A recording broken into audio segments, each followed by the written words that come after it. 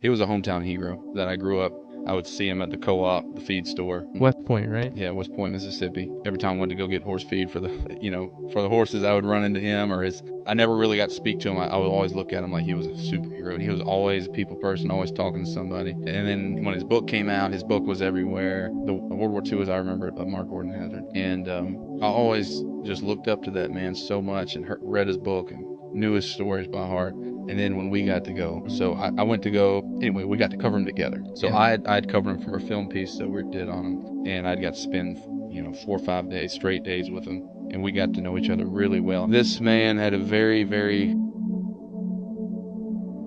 just the perfect story from beginning to end. I had so much in common with him.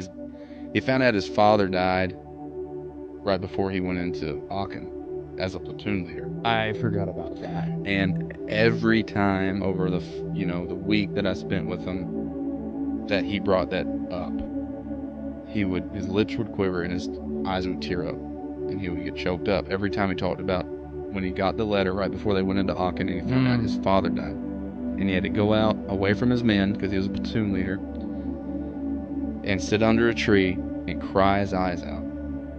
This is a 94-year-old man telling us this with tears in his eyes, sobbing, talking about losing his dad when he was 21. I lost my dad when I was 21. I remember going sitting under a tree and sobbing so people wouldn't see me. Like, I just had so much, in common with this man. And then he went back to his men, and they went and took Aachen.